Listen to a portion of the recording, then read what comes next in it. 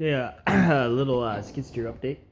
Uh, just first off, shout out to Mr. Nate. What I'm using to hold my phone, which is my camera, is that camera mount. So it works really great. So thank you for that. But anyway, the skid steer. Case 420. As you know, it went bang a while ago.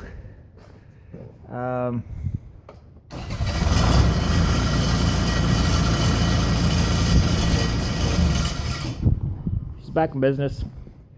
I'm gonna try to find some good light. What happened was the battery exploded. Literally, there was nothing recognizable about a battery. There was some terminals left on the battery cables, and then the rest of it was all gone.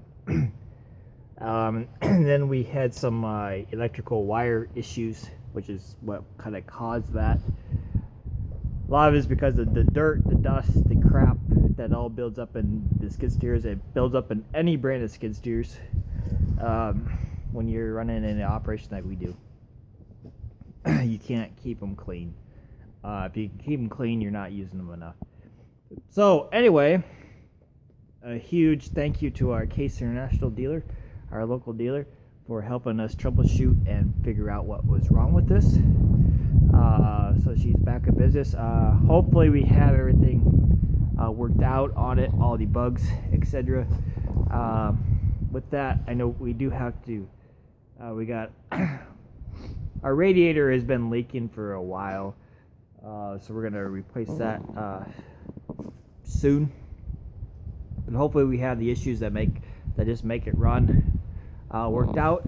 But a huge shout out and thank you to our Case International dealer. I'm not going to mention names. I've made this video I don't know how many hundreds of times, and I end up keep on deleting it. Because in the as most of you know, when this did break, and I've been avoiding it for a while, nothing wrong with our Case International dealer. But what I was looking at, I was trying to get another skid steer to basically so we could run two.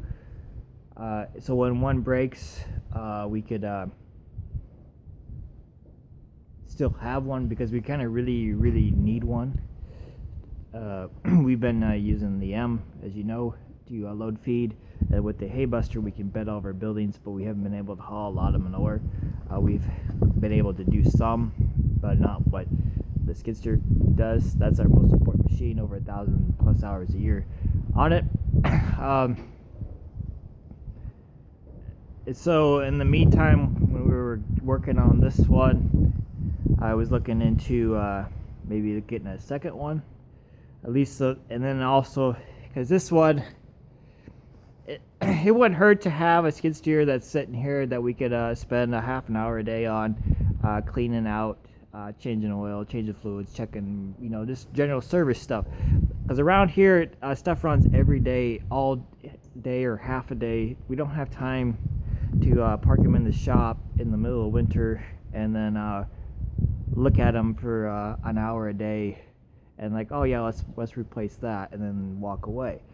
No. We have to use these every day. So when we open them up, it has to be done, because there's all kinds of trash in there.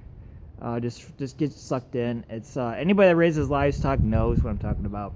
Anybody that doesn't raise livestock, yeah, you could say I don't take care of my equipment. Well, go visit a livestock farm and you'll see what the reality is. But anyway, that's why I say I've made this video 100 times over the last couple weeks, because I get into a rant. I'm trying to avoid that this time.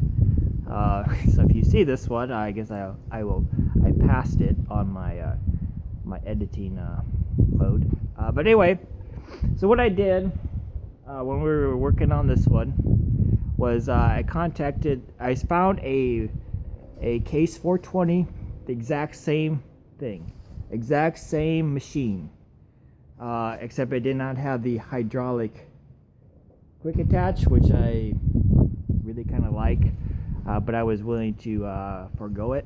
A machine that had very few hours on it. I was 2006. This is a 2007. But our local Bobcat dealer had it. I looked at it. Dad and I looked at it. We drove it around. Called him back. I said we'd call him back the next day. I called him back the next day. Offered him $300 less than what they were asking for it. And I offered to go and get it, which is at least $150, because that's what they would have charged me to deliver it. So he said, "I'll call you back." That was his first response right away. Was, "I'll call you back." He never called me back. That's like the end of a week. I called him back, or I sent him a text message the first of the week. I said, "Thank you for not responding to me." And I sent him some nasty stuff. I said basically, "We'll never deal business with you again." He responded with, "I didn't call you back because you lowballed offered us." So I guess $300 is a lowball offer off of what they were asking, and then I guess we were not mature enough to say, "No, we cannot take that. We have to have what we were asking for it." But when you say, "I will call you back," I guess you're an immature salesman. I mean, he's an older guy too. So reiterates the reason people have certain brands of equipment is because of their dealer service.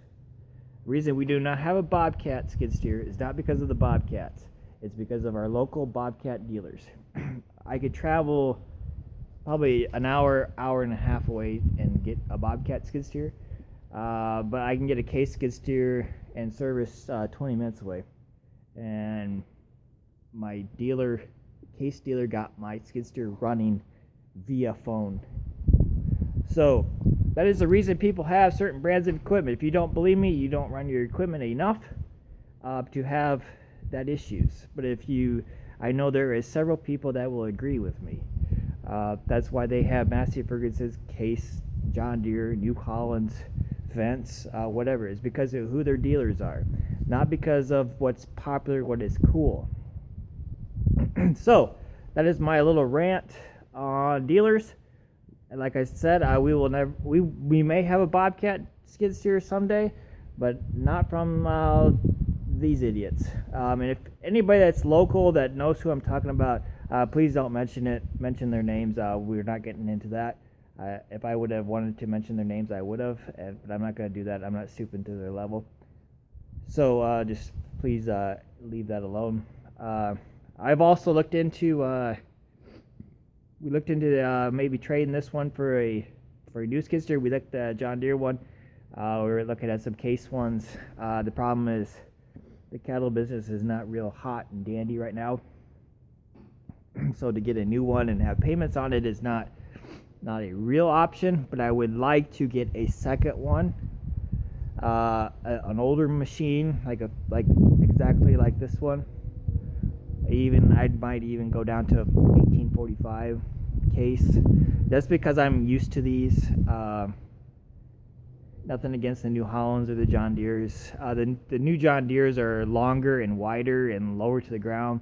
They're a little different, but it's all what you get used to. So as of right now, I guess we're gonna keep running old reliable. It would be nice to have a second one, just so we could actually, set one aside and in the off time and clean it up and service it properly, and so it's ready to go. You just kind of rotate them around, and then when one is down, we still have one, but that's kind of that's what we go through kind of every day, is how to make money, what makes the most sense, what's economically you get in a stuff goes wrong, you get in a big uproar, you're ready to sell everything or go buy new everything. You take a day off, a breather away from everything, and let everything kind of soak in and think about it.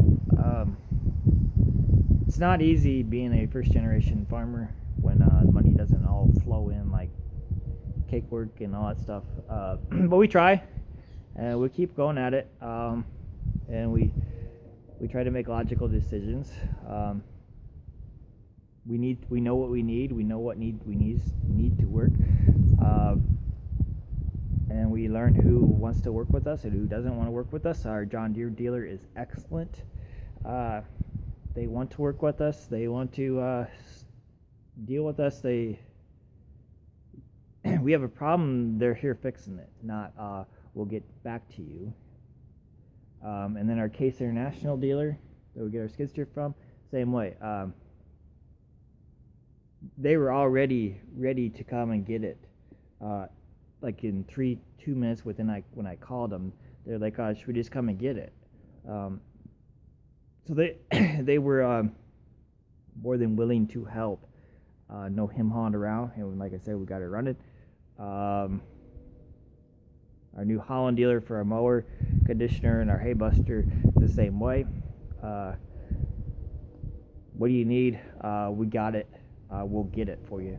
The same way with the feed wagon and the TMR and the slinger, manure spreader. So that's why we have the stuff we have, and why we don't have other brands of stuff is because, like I said, we used to have Bobcat skid steers, and the reason we switched Bobcat skid steers was because of that dealer. That's why we got the Case. I thought I'd give them another chance, but they basically solidified my hatred toward them, which I know hatred is a bad word. But nothing against the Bobcat skid steer. I would get a Bobcat skid steer, but I will have to find a different dealer. Anyways, that's my little rant. I guess hopefully this one passes my editing count. Like I said, I've made this video I don't know how many times over the last couple weeks. But yeah, so anyway, the Case skid steer works, runs again. As of now, she will be staying here because there's really nothing wrong with her other than she's getting old. So if nothing else, get another one to ease in the burden, because right now I don't think the finances are there to replace it. Anyway, so thanks for watching, guys and gals.